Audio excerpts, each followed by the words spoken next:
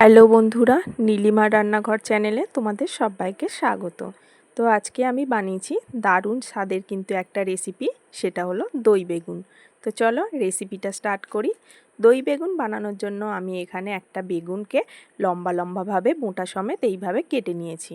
তারপর কড়া গরম করতে বসিয়ে দিয়েছিলাম। কড়ার মধ্যে এরপর আমি হাফ কাপের মতো সর্ষের তেল দিয়ে দিলাম। এরপর বেগুনগুলোকে আমি ভেজে নেব। তো তোমরা একবার হলেও এই রেসিপিটা ট্রাই করো আর কমেন্ট করে আমাকে জানিও যে আমার রেসিপিটা তোমাদের কেমন লেগেছে। তো বেগুনগুলোর এক পিঠ মোটামুটি ভাজা হয়ে গেছে, আর এক পিঠ আমি একটু উল্টে দিচ্ছি। এরপর পুরো বেগুনগুলো দেখো দু পিঠ কিন্তু ভাজা হয়ে গেছে, আমি তুলে নিচ্ছি। তারপর কড়ার মধ্যে আমি আরও কিছুটা পরিমাণ সর্ষের তেল দিয়ে দিলাম। এরপর আমি এর মধ্যে কিছুটা কালো জিরে ফোড়ন দিয়ে দিচ্ছি, আর দিয়ে দিচ্ছি দুটো কাঁচা লঙ্কা। তো ঝালটা তোমরা তোমাদের স্বাদ অনুযায়ী দেবে। তারপর আমি এখানে দুটো পেঁয়াজ কেটে রেখেছিলাম, পেঁয়াজগুলো দিয়ে দিলাম। পেঁয়াজটাকে আমি একটু ভালো করে ভেজে নেব। তো দই বেগুন সাদাও হয়, বাট আমি এখানে কালার করে নিচ্ছি। কালার করলে জিনিসটা দেখতেও সুন্দর লাগবে, আর খেতে তো এই রেসিপিটা কিন্তু দারুণ। তারপর আমি এখানে টক দই নিয়ে নেব।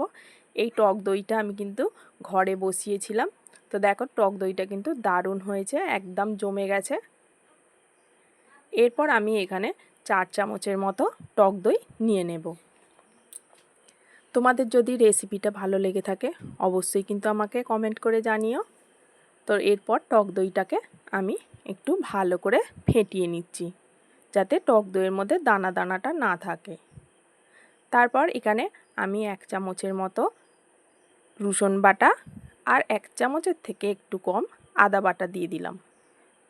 এরপর এটাকে আমি ভালো করে ভেজে নেব, যতক্ষণ না আদা রসুনের কাঁচা গন্ধটা চলে যাচ্ছে। তো এরপর আদা রসুনটা মোটামুটি ভাজা হয়ে গেছে, আর গন্ধটাও বেরিয়ে গেছে। তারপর এর মধ্যে আমি দিয়ে দিচ্ছি 1 চামচ ধনের গুঁড়ো, 1 চামচ জিরের গুঁড়ো, 1 চামচের মতো হলুদের গুঁড়ো। মশলাটা যাতে পুড়ে না যায় তার জন্য আমি এখানে কিছুটা পরিমাণ জল দিয়ে দিলাম। এবার সবগুলোকে আমি ভালো করে নেড়েচেড়ে মিক্সড করে নিচ্ছি। তারপর কালার আনার জন্য আমি এখানে কাশ্মীরি লঙ্কা ইউজ করলাম। তো আমি এখানে 2 চামচের মতো কাশ্মীরি লঙ্কা নিয়ে নিয়েছি।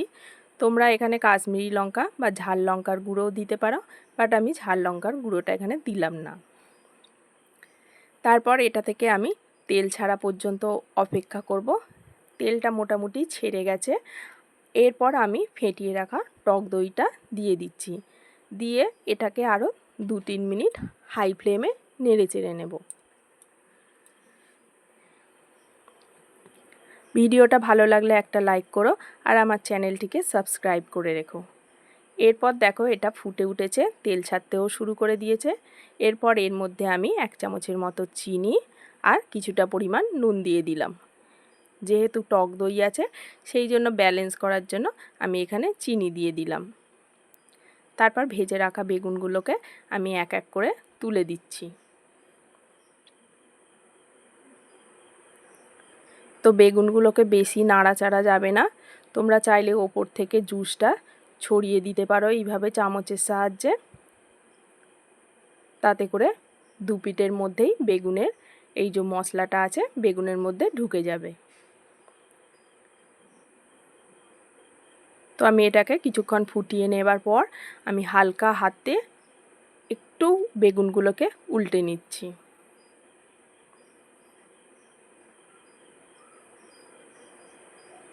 তারপরে এটাকে আমি কিছুক্ষণ চাপা দিয়ে রেখে দেব। তো কিছুক্ষণ চাপা দিয়ে রেখে দেওয়ার পর দেখো কালারটাও সুন্দর এসছে। এরপর আমি একটা সার্ভিং প্লেটের মধ্যে তোমাদের সার্ভ করে দেখাচ্ছি। তোমরা চাইলে এটা সাদাও বানাতে পারো, বাট আমি এখানে একটু কালারিং করলাম দই বেগুনটাকে। তো চলো কেমন লাগলো রেসিপিটা অবশ্যই কমেন্ট করে জানিও, আর রেসিপিটা একবার হলেও তোমরা বাড়িতে ট্রাই করো। ভালো লাগলে একটা লাইক করো আর চ্যানেলটিকে সাবস্ক্রাইব করে রেখো।